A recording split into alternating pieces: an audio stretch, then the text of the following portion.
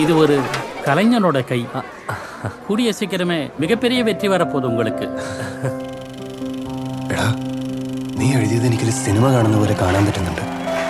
നീ നാടകത്തിൽ നിൽക്കേണ്ട ആളല്ല. തനിക്ക് ഈ നാടകത്തിന്റെ കഥ വല്ല അറിയോ? എടാ, കോടമ്പാക്കത്താണ് നമ്മൾ താമസിക്കുന്ന ലോഡ്ജ്, സ്വാമീസ് ലോഡ്ജ്. കുറച്ച് വെള്ളം ചേർക്കല്ലേ? കുറച്ച് വെള്ളം ചേർക്കാം. കോഴിക്കോട്ട് മംഗലാപുരം മെയിൽ വഴി തലശ്ശേരി റെയിൽവേ സ്റ്റേഷനിൽ എത്തിച്ചു മുരളി.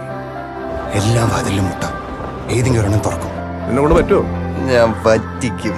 ഒരുപാട് സ്വപ്നങ്ങളുമായി രണ്ട് കൂട്ടുകാരൊരു നഗരത്തിലേക്ക് വരുന്നു. മുരളി, നിങ്ങൾ എവിടെ പോയാലും നിങ്ങളുടെ ചുറ്റും ആൾക്കാരുണ്ടാവും. അതിലൊരാൾ വിജയിച്ച് വലിയ നിലയിലാവുന്നു. ഇനി നമ്മൾ തമ്മിൽ കാണണ്ടെന്നാണോ? പോവാൻ പറഞ്ഞാ പോ. ഇത് തപ്പില്ല. വേണോ? കാണാം. നമ്മുടെ നാടകത്തിൽ നായകനായിട്ട് ഇരുന്ന അറിയില്ലേ, അവൻ മുങ്ങി. அவ எல்லாரையும் மேனிபுலேட் பண்ண தெரிஞ்சவன்டா. മറ്റവൻ തകർന്ന് പാട്ടുകുഴിയിലാവും. സിനിമയിൽ ഒരു ചാൻസ് മേടിച്ചു വരും. டிசிப்ளின் இல்லாம வாழறவங்களுக்கு கோடம்பாக்கம் கிட்டத்தட்ட ஒரு பெர்முடா ட்ரையாங்கிள் மாதிரி. റെഡി ക്ലാപ്പൻ.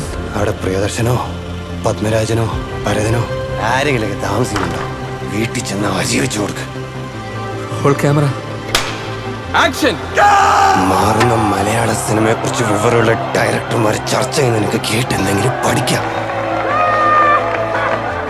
1 2 3 ക്ലാപ്പ്.